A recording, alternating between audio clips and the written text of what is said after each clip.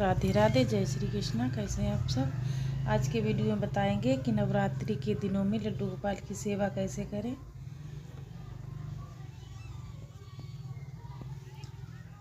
तो नवरात्रि आने वाले हैं। नवरात्रि के 9 दिनों में लड्डू गोपाल की सेवा कैसे करें। नवरात्रि के खास दिन होते हैं, तो इन दिनों में हमें लड्डू गोपाल की सेवा कैसे करनी चाहिए। नवरात्रि के पहले दिन हमें जल्दी उठना चाहिए थोड़ा, और अगर आप 4 बजे उठते हैं तो 3 बजे उठें, 4 बजे 5 बजे उठते हैं तो 4 ही बजे उठें। जल्दी हमें सेवा करनी होती है लड्डू गोपाल की। और साथ ही में नवरात्रे हैं तो माता रानी की भी पूजा हमें कैसे करनी चाहिए।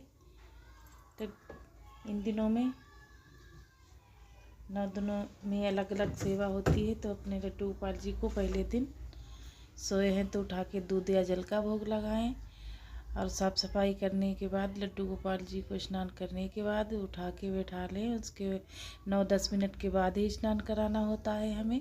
तो सबसे पहले तब तक हम दहली पूजन कर लेंगे, सूर्य नारायण की पूजा कर लेंगे, तुलसी पूजन कर लेंगे। फिर हम अपने ठाकुर जी को स्नान करवाएंगे। माता रानी की सेवा हमें पहले करनी होती है, क्योंकि हमें चौकी भी लगानी होती है, हमें बहुत सारा काम हो जाता है। लड्डू गोपाल को उठा के बैठा लें, उसके बाद में भी स्नान करवा सकते हैं, बाद में भी पूजा सेवा करते हैं माता रानी की। करने के बाद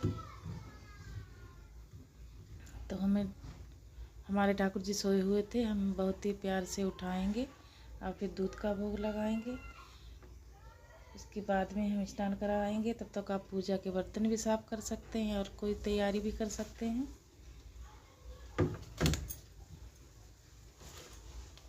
इस तरीके से हम ठाकुर जी की 9 दिनों में सेवा करेंगे। 9 दिनों में अपने लड्डू गोपाल जी की अलग अलग वस्त्र भी पहना सकते हैं। नवरात्रि का पहला दिन होता है शैलपुत्री का, तो पीले वस्त्र धारण करा सकते हैं, खुद भी धारण करें।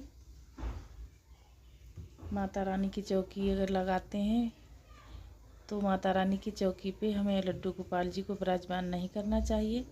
लड्डू गोपाल जी हमारे जहाँ हमेशा विराजमान रहते हैं वहीं करना चाहिए, माता रानी की चौकी पे नहीं कर सकते हैं, क्योंकि अपने ठाकुर जी को तो हमें भोग भी लगाना पड़ता है, अन्न का भोग।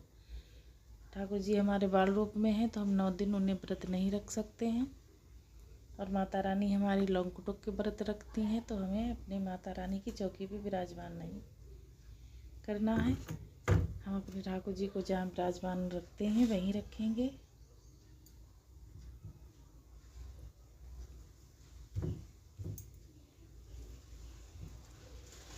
हम अपने लड्डू गोपाल जी को स्नान करवाएंगे, अच्छे से साफ़ करेंगे। सर्दी हो या गर्मी, हमें ठाकुर जी को साफ़ करना बहुत ज़रूरी होता है।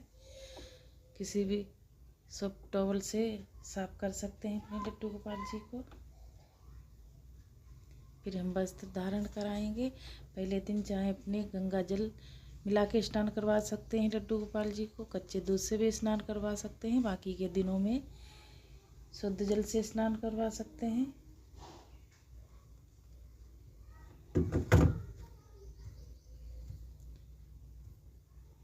तो हमारे ठाकुर जी स्नान कर चुके हैं, हमने पीले वस्त्र धारण कराए हैं। अब हम भोग लगाएं। किसी भी फलों का भोग लगा सकते हैं, दूध माखन मिश्री का भोग लगा सकते हैं, दही का भोग लगा सकते हैं, फलों का भी भोग लगा सकते हैं।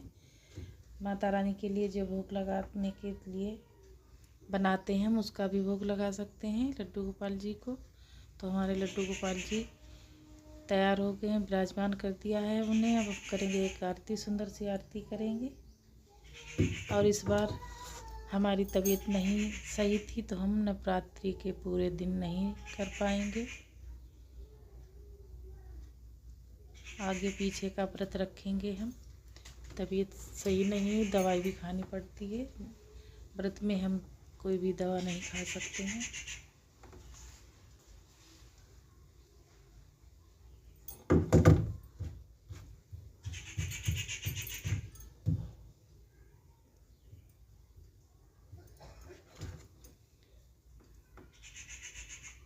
आज का वीडियो हमारा अच्छा लगे तो लाइक कमेंट शेयर ज़रूर से करें।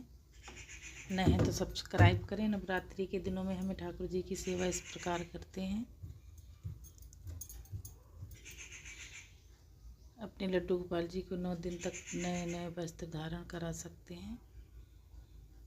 अगर नहीं है तो जैसे हैं अपने वैसे ही, किसी की से देखा देखी नहीं करनी चाहिए हमें। जैसे हमें सामर्थ्य होती है उसी प्रकार से हम सेवा भी करते हैं।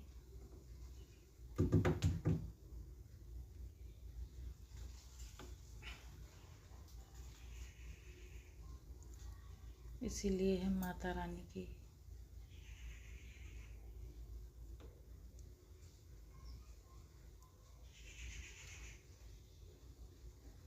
वीडियो नहीं बनाया है हमने।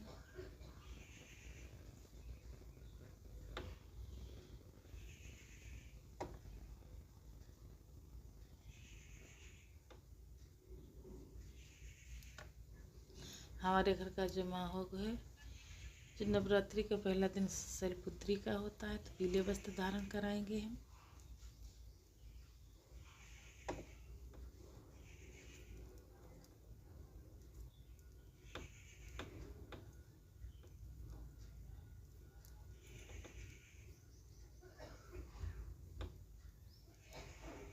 फूल समर्पित करें, जो भी फूल हैं आपके पास। मिलती हूँ किसी और अगली वीडियो में।